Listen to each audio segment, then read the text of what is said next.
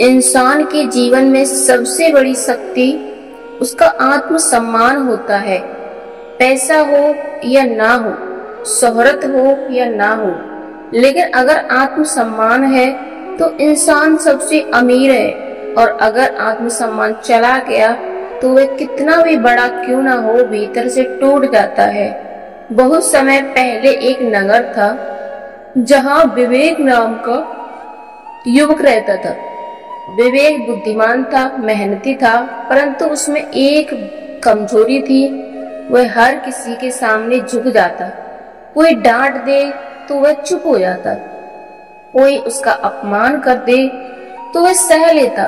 धीरे धीरे लोगों ने उसे हल्की में लेना शुरू किया। बाजार में दुकानदार उसे बेइज्जत कर देते, मोहल्ले के लोग उसका मजाक उड़ाते, नौकरी में अधिकारी उसकी मेहनत का श्रेय खुद ले लेते। लेकिन विवेक हमेशा चुप रहता।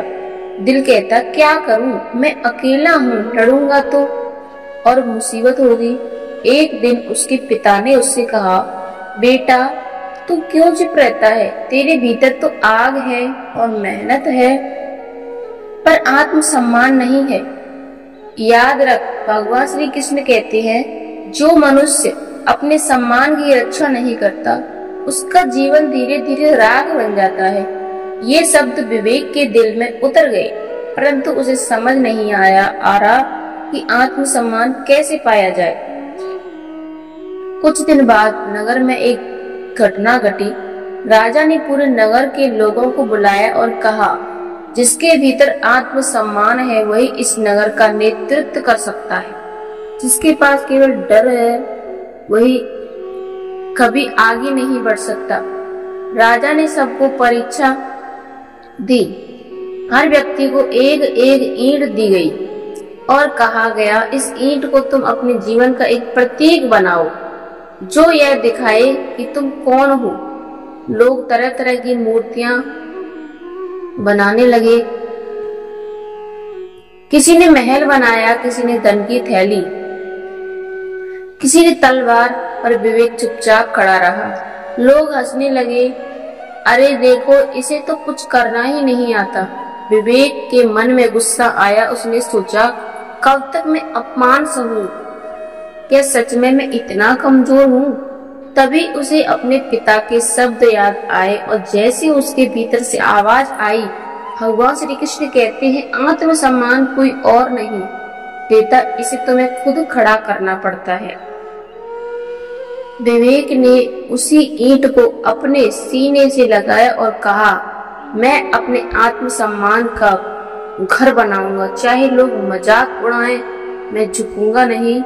उस दिन से उसने ठान लिया कि अब वह किसी का गलत आदेश नहीं मानेगा, किसी की बेइज्जती नहीं सहेगा और हर जगह अपने आत्मसम्मान को प्राथमिकता देगा।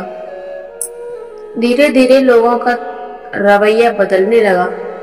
जब वह बाजार गया तो दुकानदार ने भी उसी आवाज में बात की, लेकिन इस बार विवेक ने दृढ़ स्वर में कहा, मेरे साथ सम्मान से बात करो वरना मैं यही चला जाऊंगा। पहली बार लोगों ने उसकी आंखों में आत्मविश्वास देखा। नौकरी में भी जब अधिकारी ने उसकी मेहनत का श्रेय लेने की कोशिश की तो विवेक ने सबके सामने कहा, ये काम मैंने किया है और इसका हकदार मैं ही हूँ। शुरू में लोग चौंके, पर बाद में उसी अधिकारी को मानना पड़ा। धीरे धीरे विवेक का जीवन बदल गया। लोग उसे सम्मान देने लगे, उसके मित्र बनने लगे और सबसे बड़ी बात, उसे खुद से प्रेम होने लगा। उसकी माँ ने एक दिन कहा, बेटा अब तुझमें एक अलग रोशनी है, ये आत्मविश्वास कहाँ से आया? विवेक मुस्कुराकर बोला, माँ, भगवान श्री कृष्ण कहते हैं, जो इंसान अपने आत्मविश्वास की रक्षा करता है वही सच्चा सुखी होता है। अब मुझे समझ आ गया है, आत्मविश्वास कभी समझौता से नहीं बढ़ता बल्कि सच्चाई और साहस से बढ़ता है। समय बीता। विवेक ने अपने नगर में एक सभा बनाई जहां वह बच्चों और युवाओं को आत्मसम्मान की शिक्षा देने लगा। वह कहता, देखो तुम गरीब हो या अमीर, पढ़े लिखे हो या अनपढ़, इसमें कोई फर्क नहीं पड़ता। फर्क केवल उसमें पड़ता है कि तुम खुद को कितना मानते हो। अगर तुम खुद को कमजोर समझोगे तो दुनिया तुम्हें कमजोर बना देगी, लेकिन अगर तुम खुद को मजबूत बनाओगे तो पूरी दुनिया तुम्हारे आगे झुकेगी। लोग उसकी बातों से प्रभावित होते। कई बार जब कोई युवक उसके पास हार मानकर आता, कहता सब मेरा मजाक उड़ाते हैं, मैं किस काम का। तो विवेक हमेशा कहता याद रखो, भगवान श्री कृष्ण कहते हैं अगर इंसान अपने दिल में आत्मविश्वास जगा ले तो कोई भी शक्ति उसे नीचा नहीं दिखा सकती। विवेक की यह शिक्षा पूरे नगर में फैल गई। उसका जीवन एक मिसाल बन गया और उसकी कहानी हर उस इंसान के लिए सबक है जो सोचता है कि आत्मविश्वास सिर्फ अमीरों का होता है। नहीं, आत्मविश्वास हर इंसान का होता है। फर्क केवल इतना है कि कोई उसे खो देता है और कोई उसे अपने जीवन की ढाल बना लेता है। इस कहानी से यही सीख मिलती है कि आत्मसम्मान कोई बाहरी वस्तु नहीं है, यह हमारे भीतर है। जब तक हम खुद को छोटा समझते हैं लोग हमें छोटा समझते रहेंगे, लेकिन जिस दिन हम खड़े होकर कह देंगे मैं भी उतना ही योग्य हूँ जितना कोई और, उस दिन से दुनिया हमें सम्मान देने लगेगी।